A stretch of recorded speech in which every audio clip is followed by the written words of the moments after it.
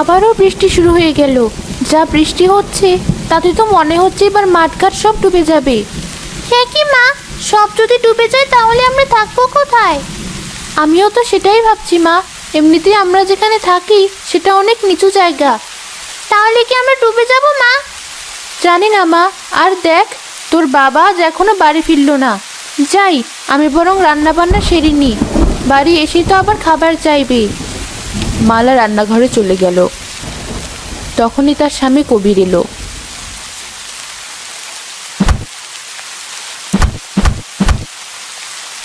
কই, কোথায় গেলে? তুমি এসেছো? আমি তো ভাবলাম বাড়ির কথা ভুলেই গেছো। কি যে বলো না। মা ঋতু, গামছাটা আন দেখি, একদম ভিজে গেছি। এই নাও বাবা। এ কি বাবা, অতগুলো কলা গাছ কেটে এনেছো কেন? দরকার আছে মা, যা বৃষ্টি শুরু হয়েছে তাতে ওগুলোই আমাদেরকে বাঁচাবে। কলা গাছ আমাদেরকে বাঁচাবে? এ আবার কি কথা? হাসিস না মা, কখন যে আমাদের কি কাজে লাগে আমরা আগে থেকে কেউই তাও বুঝতে পারি না। হয়েছে, তোমাকে আর জ্ঞানের কথা বলতে হবে না। এমনি ভিজে এসেছো। যাও একটু বিশ্রাম করো, আমি বাকি রান্নাটা সেরে আসি। মালা আবারও রান্নাঘরে চলে গেল। বিকেলে বৃষ্টি কমলো। বউ, ও বউ, কোথায় গেলে? কি হয়েছে? সারাক্ষণ এত কিসের ডাকাডাকি তোমার? রাগ করছো কেন? হাতুড়িটা দাও দেখি। হাতুড়ি দিয়ে আবার কি করবে? কলা গাছের বাড়ি বানাবো। কলা গাছের বাড়ি? এমন বাড়ির নাম তো বাপের জন্মেও শুনিনি। শোনোনি তাতে কি হয়েছে? এবার শুধু শুনবে না, দেখবেও। আবার এমন কিছু করো না যাতে সবাই তোমায় পাগল বলে ডাকে।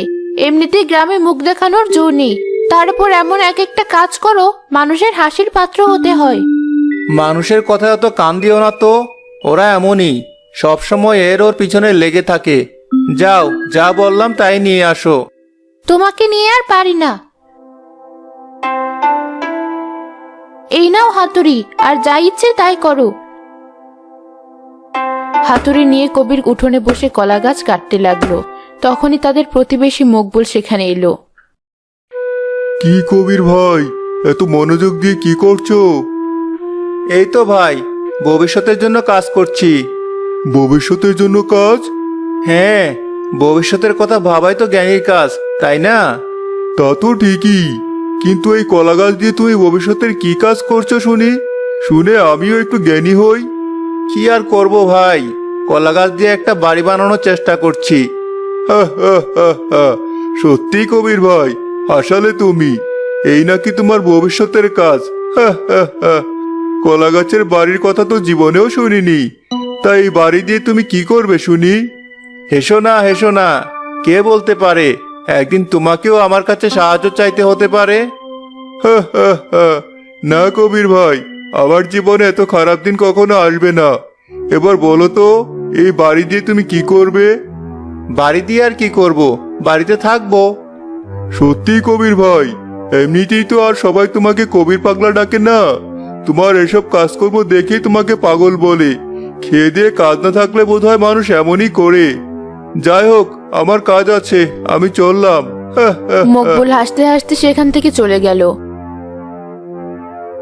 কিন্তু কবির সেদিকে মন না দিয়ে তার কাজ করতে লাগলো।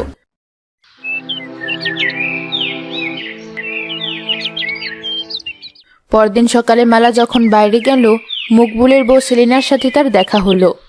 মালা ভাবি, সকাল সকাল এদিকে এসেছো যে? এদিকটায় অনেক কচু শাক হয়েছে, ভাবলাম একটু তুলে নিয়ে যাই। সে তো ভালো কথা, কিন্তু শুনলাম তোমরা নাকি এখন থেকে কলা গাছের বাড়িতে থাকবে।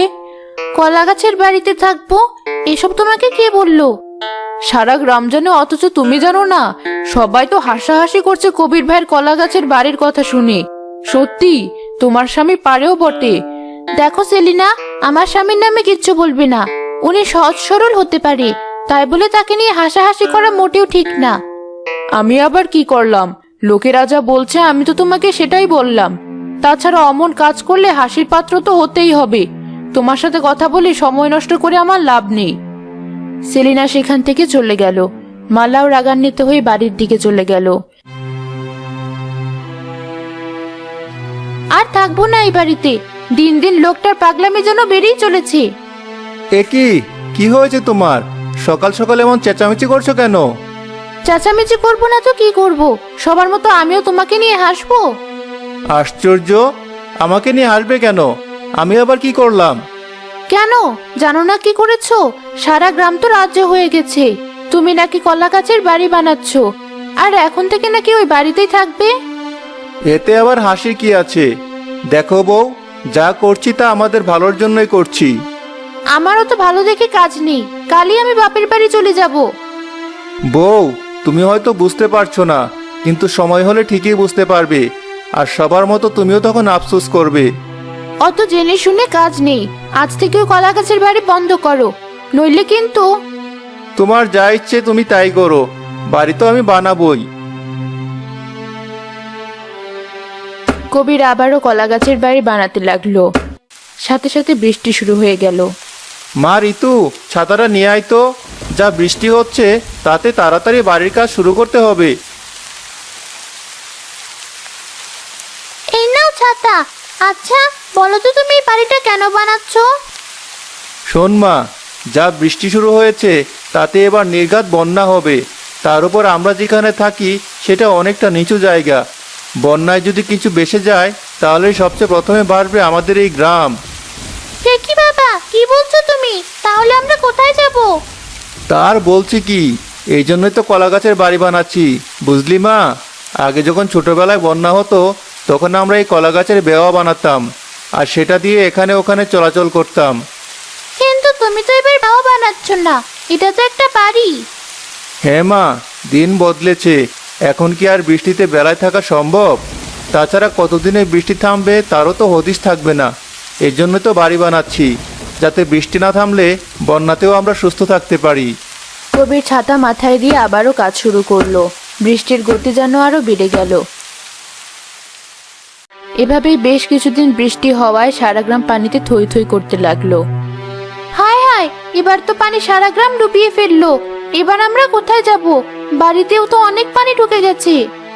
চিন্তা করো না, আমাদের তো কলা গাছের বাড়ি আছেই, সাথে তো আর ওটা বানাইনি। সত্যি আমরা কলা গাছের বাড়িতে উঠবো? হ্যাঁ মা, তোর মা রাজি হলে তবেই উঠবো। কি কিছু বলছো না যে? না মানে? হয়েছে, তোমাকে আর লজ্জা পেতে হবে না। এই ঘরে আর কিছুতেই থাকা সম্ভব না। প্রয়োজনীয় কিছু জিনিস নিয়ে চলো, আমরা এখনই কলা গাছের বাড়িতে গিয়ে উঠি। কবির তার স্ত্রী মালা ও ঋতুকে নিয়ে তাদের কলা গাছের বাড়িতে উঠল। অন্যদিকে গ্রামবাসী বন্যার প্রকোপে অতিষ্ঠ হয়ে গেল। এ কি যন্ত্রণায় পড়লাম! এই বন্যার পানি তো এবার ঘরেও ঢুকে গেছে। কিছু বলছো না যে? ছেলেপুলে নিয়ে এবার কি বন্যার পানিতে ডুবে মরবো? এমন বাজে কথা বলছো কেন? সারা গ্রামেরই তো একই অবস্থা। দেখো না, আরেকটা দিন বৃষ্টি ঠিক কমে যাবে। এই বৃষ্টি কমার না। কাল তো দেখলাম অনেকেই ঘর ছেড়ে অন্য গ্রামে গিয়ে উঠছে। চলো আমরাও কটা দিন মায়ের বাড়িতে গিয়ে উঠি। কি যে বলো না, বাড়িঘর ছেড়ে তাই কোথাও যাওয়া যায় নাকি? আমি দেখছি কিছু করা যায় কিনা।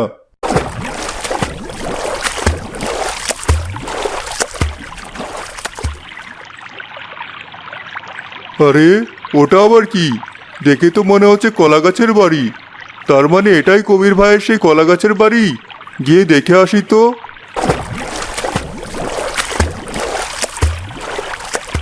কবির ভাই, ও কবির ভাই! আরে মকুল ভাই যে, এসো ভাই, ভেতরে এসো। না মানে? আমতা আমতা করছো কেন? এতদিন তো শুধু আমার কলা গাছের বাড়ির কথা শুনেই এসেছো, একবার ভিতরটা দেখে যাও।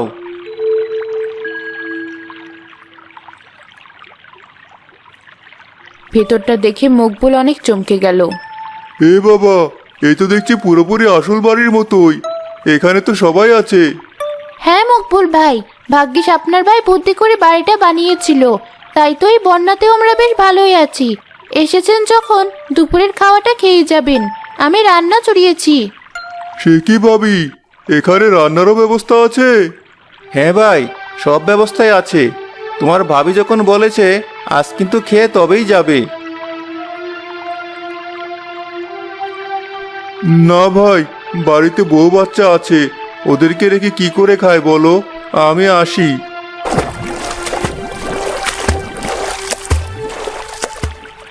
পরদিন হইতেই সারা গ্রাম বন্যার পানিতে ডুবে গেল। গ্রামবাসীরা যে যার বাড়ির চালে আশ্রয় নিল। কালকে তোমায় কতবার বললাম আমার মায়ের বাড়িতে গিয়ে উঠি, অথচ তুমি কথা শুনলে না। এবার এতটুকু ছেলেকে নিয়ে এই বৃষ্টিতে ঘরের চালে এসে থাকতে হচ্ছে। আমার খুব ভয় করছে মা, মনে হচ্ছে এখনই পানিতে পড়ে যাব। কাঁদিস না বাবা, উপরওয়ালা ঠিক একটা ব্যবস্থা করবে। কি হলো, তুমি এখন চুপ করে বসে আছো কেন? আমি আর কি বলবো, কে জানতো কপালে এই কষ্ট লেখা আছে। এখন উপরওয়ালার কাছে সাহায্য চাওয়া ছাড়া আমাদের হাতে আর কি বা উপায় আছে। মুকবুল আর সেলিনা যখন তাদের ঘরের চালে দাঁড়িয়েছিল, তখনই কবিরের কলা গাছের বাড়ি ভাসতে ভাসতে সেদিকেই আসলো। মকবুল ভাই, ও মকবুল ভাই, ওখানে দাঁড়িয়ে আছো কেন? তাড়াতাড়ি সবাইকে নিয়ে এদিকে এসো। দেখছো তো, উপরওয়ালা ঠিক শুনেছেন, তাই তো কবির ভাইকে পাঠিয়েছেন। চলো, ছেলেটাকে নিয়ে আমরা কবির ভাইয়ের কলা গাছের বাড়িতে গিয়ে উঠি। কিন্তু আর কিন্তু কিন্তু করো না, এছাড়া আমাদের কাছে আর কোনো উপায় নেই।